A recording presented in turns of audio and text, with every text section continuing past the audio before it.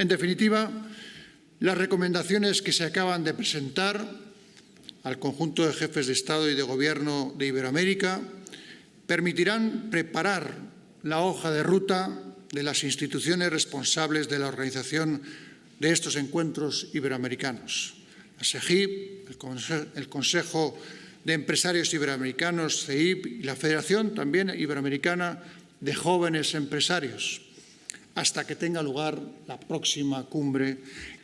La máxima que os ha acompañado, más iberoamericana, más Iberoamérica, difícilmente puede encerrar un mayor significado en tan pocas palabras, y estoy seguro de que seguirá inspirando vuestra indispensable labor de cara al futuro. Porque decir hoy más Iberoamérica no es solo imprescindible para nuestra comunidad de naciones. El Gobierno de España va a poner a disposición de América Latina y del Caribe entre un 5% y un 10% del total de vacunas contra la COVID-19 que nuestro país va a recibir a lo largo del año 2021. Lo que está haciendo el Gobierno para cumplir lo que son nuestros dos grandes objetivos en la política hacia nuestra política, hacia este país. En primer lugar, defender los intereses de los más de 150.000 españoles que residen en el país y de nuestras empresas allí presentes, así como preocuparnos de los más de 350.000 venezolanos residentes en España.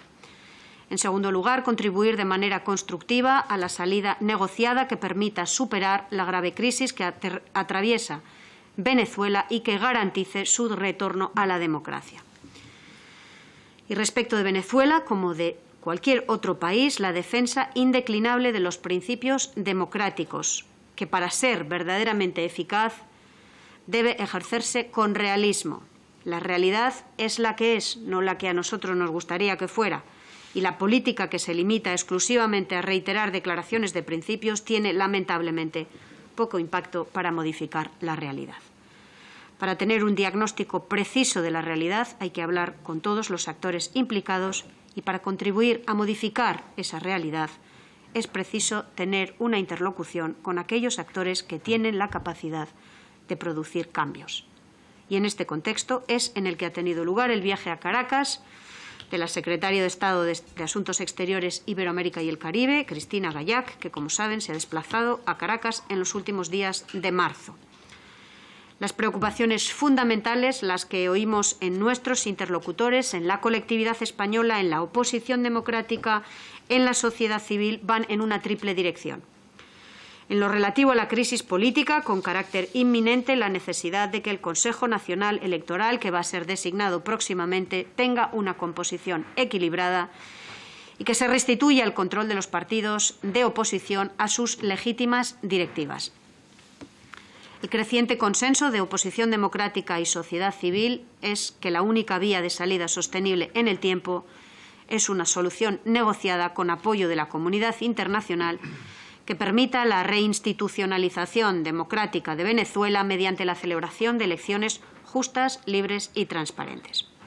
En segundo lugar, y en lo que respecta a la crisis humanitaria, una primera preocupación inmediata es garantizar el acceso de Venezuela a las vacunas contra el COVID-19. También lo es la mejora de las condiciones de acceso a los actores humanitarios en el país y que se faciliten las operaciones de actores como el Programa Mundial de Alimentos, cosa que acaba de ocurrir, así como el seguimiento por Canadá de la conferencia de donantes iniciada por España para atender a los países receptores de refugiados y migrantes procedentes de Venezuela. Y en cuanto a la dimensión bilateral, preocupaciones que son muy específicas nuestras, como la situación de nuestros nacionales que son presos políticos y las necesidades de la colectividad española en el marco de la grave crisis humanitaria por la que atraviesa el país. Me tocó como presidente constitucional de la República Bolivariana de Venezuela estampar mi firma en el acuerdo oficial con el director ejecutivo del Programa Mundial de Alimentos, David Brathwaite. El primer paso es traer la experiencia del Programa Mundial de Alimentos a la escuela inicial, a los niños y niñas de la escuela inicial en Venezuela. nosotros tenemos poderosos programas. Ahí aparezco firmando el acuerdo con el director ejecutivo, un gran logro internacional de la República Bolivariana de Venezuela, la firma del acuerdo con el Programa Mundial de Alimentos. Que ilustra la petición de comparecencia que mi grupo parlamentario ha hecho, que es el bochornoso encuentro del ministro Ábalos con la sancionada Delcy Rodríguez en el aeropuerto de Madrid. No voy a insistir demasiado en aquel episodio vergonzoso para la imagen de España, ni tampoco en las 1000 y pico versiones que dio el Gobierno sobre esta cuestión, que en realidad creo que estamos todos de acuerdo en que fue simple y llanamente una violación abierta y consciente de una sanción de la Unión Europea. Después, Bachelet publica un informe en el que se acusa a Maduro y a su Gobierno de cometer crímenes de lesa humanidad.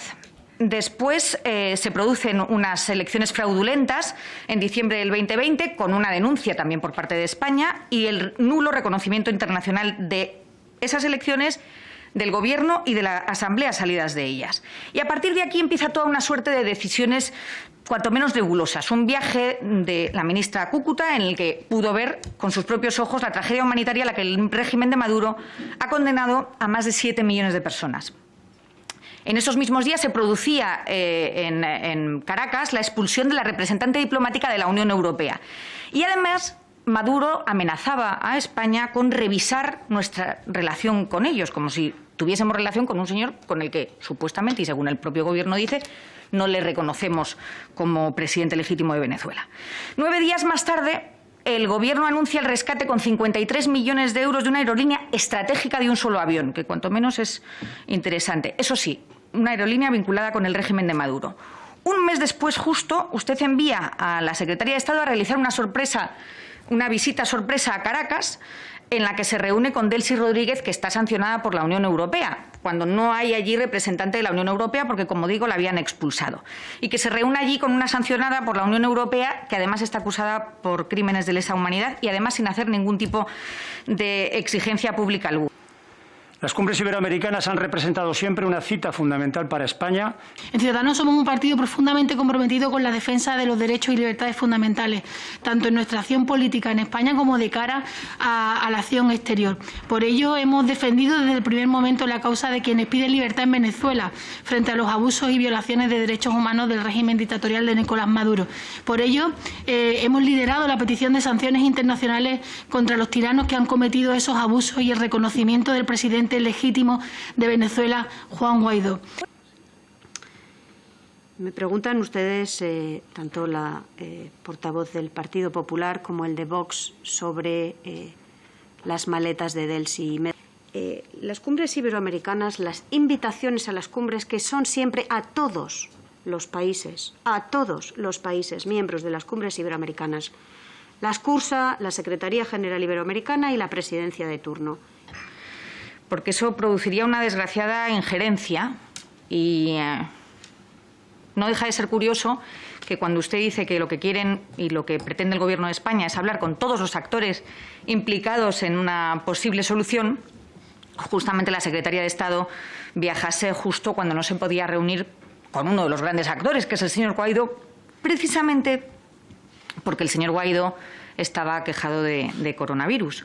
Y esto lo sabían. Y como ese viaje, además, no fue preparado con antelación, simplemente le digo que hay veces que las cosas son lo que parecen. Entonces, bueno, lo que España tiene que hacer es crear las condiciones, siendo tremendamente firme en sus principios y en la defensa de la democracia, de los derechos humanos y de los defensores de esa democracia y de los derechos humanos venezolanos, y crear las condiciones para que se celebren elecciones justas, pacíficas y, por supuesto, para toda la situación humanitaria. Solo faltaría. Pero creo que sí estamos todos de acuerdo y, si no, convendría saberlo, que lo que queremos todos es sacar a Maduro del poder, ¿verdad? ¿O acaso no tenemos eso claro? Porque a lo mejor lo que tenemos que hacer es sentar las bases de qué es lo que estamos hablando y quiénes son los buenos y quiénes son los malos y con quién hay que interlocutar para que la solución se dé. Y en relación a Venezuela, ¿cómo pretende? Piden el impulso de España directa y a través de la Unión Europea para facilitar elecciones libres, transparentes, democráticas, con todas las garantías. pero no se debe interlocutar. Interlocuta una parte de la oposición al régimen, la otra no. Pretenden que actúe, pero que no dialogue. ¿Cómo entran las vacunas en Venezuela? ¿Cómo entra la ayuda humanitaria sin interlocución? El escenario es el que es en Venezuela, no el que nos gustaría que fuera. Y creo, sin duda, que ha sido una de las cumbres, canciller Jorge Arreaza, más productivas en cuanto a la coincidencia de visiones, en cuanto a las propuestas que a esta se han traído. Política nunca digas nunca, porque nunca dura, ¿no? ¿Por qué los Estados Unidos de América tienen mayor nivel de integración política? Primero, porque tienen el mismo idioma todos, y segundo, porque tienen muy poca historia detrás.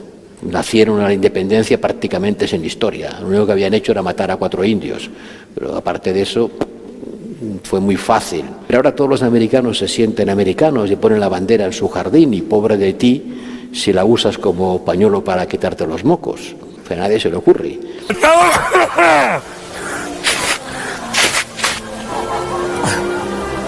Pero si se le ocurriera a alguien, lo pagaría caro. ¿Por qué? Porque hay un sentimiento identitario desarrollado que soporta la idea de la nación. Los americanos llaman nación a la federación y estados a los estados federados.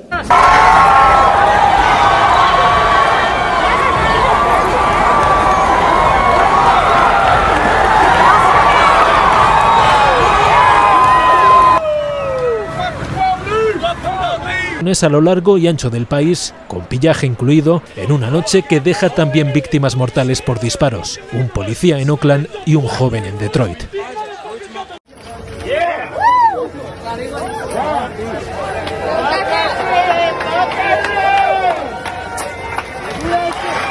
Porque las capacidades de algunos estados, Italia y España, pero también otros, a seguir acumulando deudas no es infinita. Y hemos de pasar del Josep Borrell, préstamo jefe de la diplomacia comunitaria y vicepresidente de la Comisión Europea, aún tiene en la retina la imagen de banderas europeas ardiendo en Italia.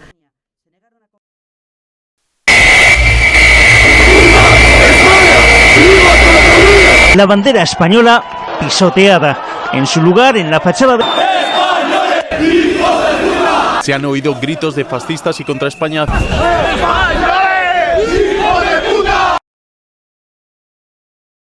¡Váyanse al carajo, yanquis de mierda!